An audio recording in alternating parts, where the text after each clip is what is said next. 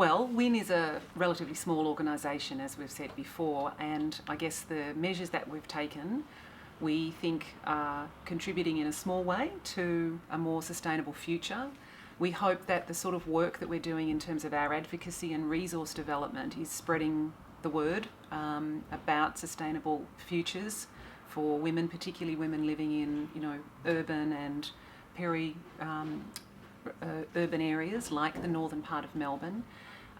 At a really pragmatic level, I think we've saved money, which means that with some of our measures that we've put in place, which means that we can then put those resources back into the actual work that we do with women to benefit their health and well-being. Well, it hasn't been very difficult because we are a very small organisation and everyone here has been great with just really engaging with the issue and taking on board the suggestions that other staff members make. So most of the changes that have been made have just happened sort of informally and organically through conversations between staff and almost through a sort of consciousness raising process, and we found a lot of staff members have actually taken the ideas from work and applied them to their home life as well. So that's been really good. Our biggest challenge has just been the lack of time and resources for all the things that we want to do. When people understand the issues, we've had enormous support, and that's come through both formal partnerships, for example with the Climate and Health Alliance, and with other women's health services like Women's Health Goulburn North East. It's also come about informally through our social media. Enormous number of comments on our Facebook pages.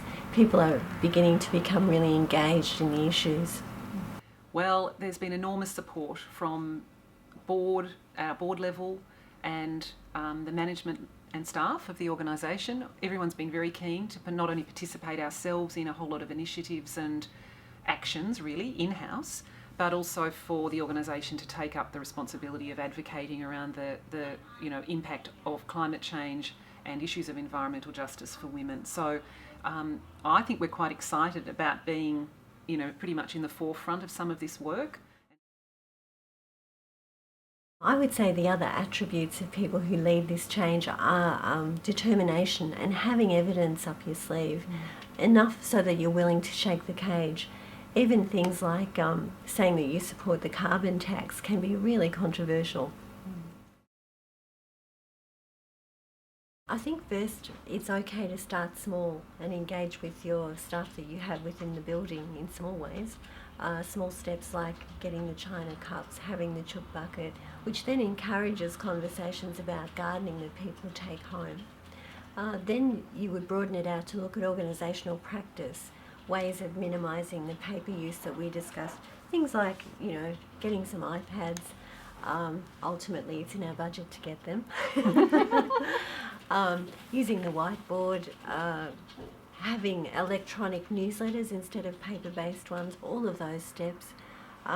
Once you've done that, it's about looking even more broadly to changing attitudes and advocating.